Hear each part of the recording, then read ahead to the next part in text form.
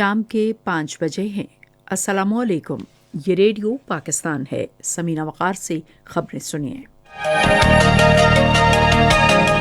پہلے اہم خبروں کا خلاصہ۔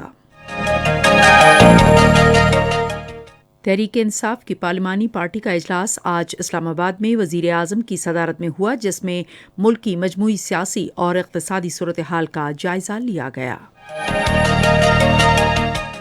اطلاعات و نشریات کے وزیر نے کہا ہے کہ حکومت کی مؤثر پالیسیوں کے نتیجے میں معیشت مستحکم ہے۔ بھارت کے غیر قانونی زیر قبضہ جموں و کشمیر کے قصبے کپواڑہ میں 1994 میں بھارتی فوج کی طرف سے کیے گئے قتل عام کے متاثرین کی یاد میں آج مکمل ہڑتال ہے۔ روس اور امریکہ نے پیش کی شرائط کے بغیر اسٹریٹجک دفاعی ہتھیاروں میں کمی اور ان کی تعداد محدود کرنے کے معاہدے میں توسیع پر اتفاق کیا ہے۔ اور اب خبریں تفصیل کے ساتھ۔ پاکستان تحریک انصاف کی پارلیمانی پارٹی کا اجلاس آج اسلام آباد میں ہوا، جس کی صدارت وزیر اعظم عمران خان نے کی۔ اجلاس میں ملک کی مجموعی سیاسی اور معاشی صورتحال پر تبادلہ خیال کیا گیا۔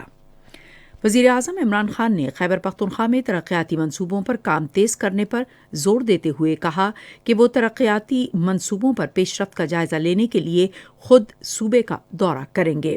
وزیر اعظم نے ان خیالات کا اظہار خیبر پختونخوا کے گورنر شاہ فرمان سے گفتگو کرتے ہوئے کیا، جنہوں نے آج اسلام آباد میں ان سے ملاقات کی۔ ملاقات کے دوران خیبر پختونخوا کے گورنر نے وزیر اعظم کو صوبے میں زیتون کی کاشت، بلین ٹری ہنی اور خشک میوہ جات کے 1 ارب درخت لگانے کے منصوبوں کے بارے میں بتایا۔ انہوں نے وزیر اعظم کو صوبے میں یونیورسٹیوں کی انتظامیہ میں اصلاحات کے بارے میں بھی بتایا۔ اطلاعات و نشریات کے وزیر شبلی فراز نے کہا ہے کہ حزب اختلاف موجودہ حکومت کی طرف سے لیے گئے قرضوں کے معاملے پر منفی پروپیگنڈا کر رہی ہے۔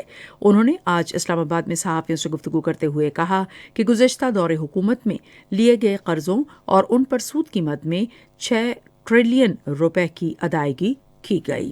انہوں نے کہا کہ کرونا وائرس کی وبا کے تناظر میں خصوصاً معاشرے کے پسماندہ طبقوں کی معاونت کے لیے مختلف شعبوں میں 10 خرب 20 ارب روپے فراہم کیے گئے۔ شبلی فراز نے کہا کہ حکومت کی مؤثر پالیسیوں کی بدولت معیشت مستحکم ہوئی ہے اور اقتصادی اشاریوں میں بہتری کے ثمرات بہت جلد عوام تک پہنچیں گے۔ وزیر اطلاعات نے کہا کہ افراط زر کی شرح 10% سے کم ہو گئی ہے اور ضروری اشیاء کی قیمتیں کم ہو رہی ہیں۔ انہوں نے کہا کہ برآمدات اور ترسیلات زر میں اضافہ جبکہ درآمدات میں کمی آئی ہے۔ انہوں نے کہا کہ بڑے پیمانے پر مینوفیکچرنگ میں بھی نمایاں بہتری نظر آ رہی ہے۔ قومی تحفظ خوراک اور تحقیق کے وفاقی وزیر سید فخر امام کی زیر صدارت آج اسلام آباد میں ایک اجلاس میں ملک میں کپاس کی پیداوار بڑھانے کے طریقوں پر تبادلہ خیال کیا گیا۔ اجلاس میں پاکستان سینٹرل کاٹن کمیٹی کی بحالی پر بھی غور کیا گیا۔ اس موقع پر اظہار خیال کرتے ہوئے سید فخر امام نے کہا کہ کپاس ایک اہم فصل ہے۔ انہوں نے کہا کہ پاکستان میں خوردنی تیل کی 7% پیداوار اور کپاس سے ہو رہی ہے۔ اجلاس کے دوران تجویز دی گئی کہ بائیو ٹیکنالوجی اور جینیاتی انجینئرنگ عالمی معاونت استعمال کرتے ہوئے ضروری ہے۔ اجلاس میں اس بات پر زور دیا گیا کہ تحقیق کے بغیر کپاس کی پیداوار میں اضافہ نہیں کیا جا سکتا۔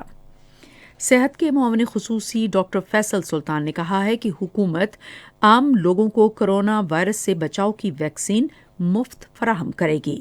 انہوں نے آج شعبہ صحت سے متعلق آن لائن ورکشاپ میں اظہار خیال کرتے ہوئے کہا کہ چین نے پاکستان کو کورونا سے بچاؤ کی ویکسین کے 5 لاکھ انجیکشنز کا تحفہ دیا ہے، جس کی عام لوگوں کو مفت دستیابی یقینی بنائی جائے گی۔ معاون خصوصی نے کہا کہ پہلے مرحلے میں صحت کے صف اول کے کارکنوں کو ویکسین لگائی جائے گی، جبکہ دوسرے مرحلے میں بزرگ شہریوں کو انسداد کرونا ویکسین دی جائے گی۔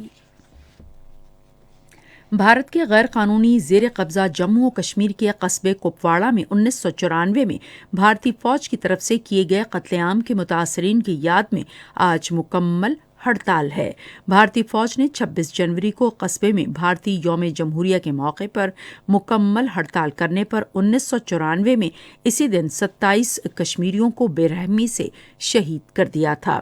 علاقے میں تمام دکانیں اور کاروباری مراکز بند ہیں اور سڑکوں پر ٹریفک معطل ہے۔ روس اور امریکہ نے پیش کی شرائط کے بغیر تصویراتی دفاعی ہتھیاروں میں مزید کمی اور ان کی حد بندی کے لیے اقدامات کے بارے میں معاہدے پر توسیع کرنے پر اتفاق کیا ہے۔ کراچی میں پہلے کرکٹ ٹیسٹ کے دوسرے روز جنوبی افریقہ کے خلاف پاکستان نے اپنی پہلی اننگز میں اب سے تھوڑی دیر پہلے تک 290 رنز بنائے تھے اور اس کے 7 کھلاڑی آؤٹ ہوئے تھے۔ اس سے پہلے جنوبی افریقہ نے اپنی پہلی اننگز میں 220 رنز بنائے تھے اور اس کے تمام کھلاڑی آؤٹ ہوئے تھے۔